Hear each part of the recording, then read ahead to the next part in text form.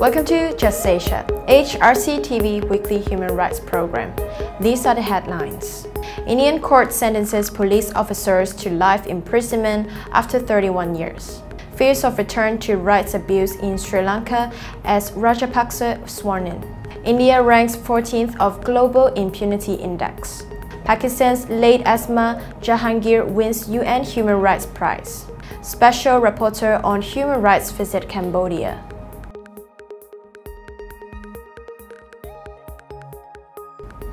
Welcome to AHRC TV's Just Asia. I'm Alexandra. This week, Just Asia begins with India, where the Delhi High Court sentenced 16 police officers to life imprisonment Wednesday for killing 42 Muslim men in 1987, setting aside a lower court's acquittal of the 16 officials of the Provincial Armed Constabulary.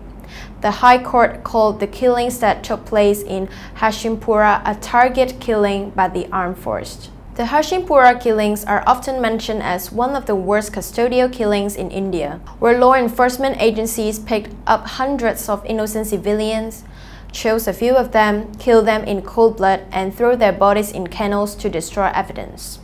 Of the 19 officers accused in the case, 3 died during the trial.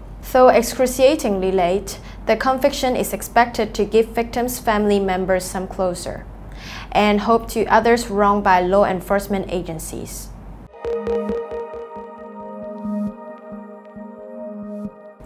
In Sri Lanka, President Maithripala Sirisena's shocking decision to appoint former President Mahinda Rajapaksa as Prime Minister has raised fears about the country's return to past abusive practices. The sudden announcement last Friday to sack Prime Minister Ranil Wickremasinghe was made without informing Parliament or the Cabinet. Under the 19th Amendment to Sri Lanka's constitution, the President may only appoint a new Prime Minister under certain conditions, including the death of the Prime Minister, resignations in writing, or a vote of no confidence in Parliament against the government for a list set of reasons. At the height of his power, Mr. Rajapaksa simultaneously served as President and Finance Minister, among other cabinet positions, while his 3 brothers served as the Defense Secretary and Ministers of Economy and Ports. Controlling 80% of the national budget, they were accused of corruption and major human rights abuses. Political opponents and critical journalists often disappeared. Brad Adams, Human Rights Watch Asia Director, notes that Rajapaksa's return to high office without any justice for past crimes raises chilling concerns for human rights in Sri Lanka. It reopens the door for past abusers to return to their terrible practices. Since Rajapaksa was sworn in as Prime Minister, there have been reports that his supporters took over the state media, which had become very independent under the Sirisena government.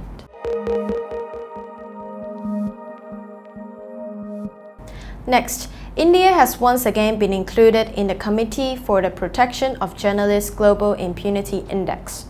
For 2018, the index included countries that had 5 or more unsolved murders of journalists killed for their work. From September 2008 to August 2018, with 18 unresolved cases, India landed at the 14th position. The Impunity Index is published annually to mark the International Day to End Impunity for Crimes Against Journalists on November 2nd. India has been on the list 11 times and was ranked 12th in 2017. In 2016, the International Federation of Journalists lists India as the 8th most dangerous country for journalists. In the past 2 years, India has seen a worsening of the situation. March 2018 saw the death of 3 journalists in deliberate hit-and-run accidents. Sandeep Sharma in Madhya Pradesh, who had been investigating the powerful scent mafia in the state, and Naveen Nischal and Vijay Singh in Bihar, were all killed within the span of 24 hours. Veteran journalist Gauri Lankesh was fatally shot just outside of her home in Bangalore in September 2017 after she published reports critical of Hindu extremists.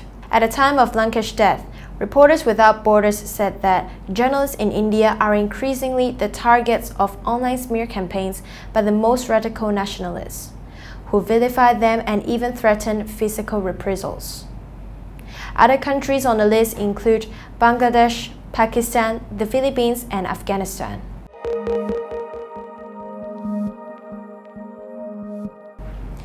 Late Pakistan human rights activist and lawyer Asma Jahangir was posthumously announced as one of the winners of the UN Human Rights Prize on October 26.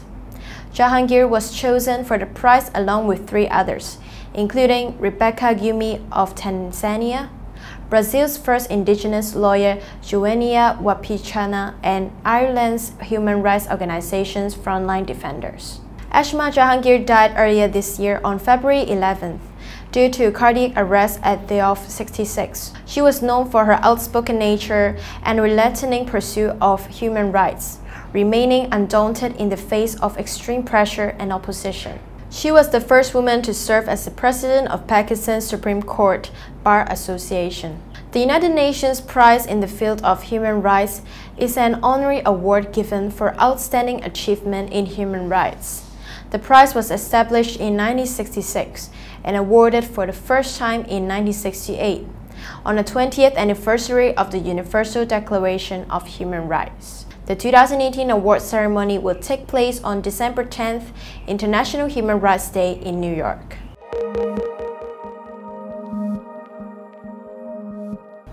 Moving to Cambodia, the UN Special Rapporteur on Human Rights in Cambodia, Rona Smith, is currently visiting the country. During her 11-day visit ending next Thursday, Smith is to meet senior government officials, representatives of civil society, and members of the diplomatic community. Smith has regularly undertaken official missions to Cambodia since being appointed as UN Special Rapporteur in March 2015. At the 39th session of the AHRC in Geneva on September 26 this year, Smith criticized the July Cambodia national elections. She also called into question the Supreme Court's dissolution of the Cambodia National Rescue Party and the jailing of its former president, Kem Sokha. Smith urged the Cambodian government to improve its human rights record in order to achieve its UN Sustainable Development Goals. Peace without justice is unsustainable. Development without freedom leaves people behind, Smith said in her report submitted to the Geneva sessions in September. Former opposition lawmaker U Chanrath on Sunday said Smith's visit would bring new pressure on the government to bring democracy back on track.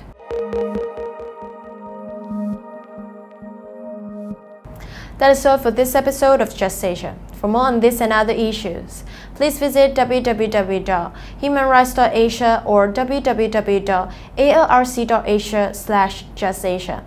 Thank you for watching and see you next week.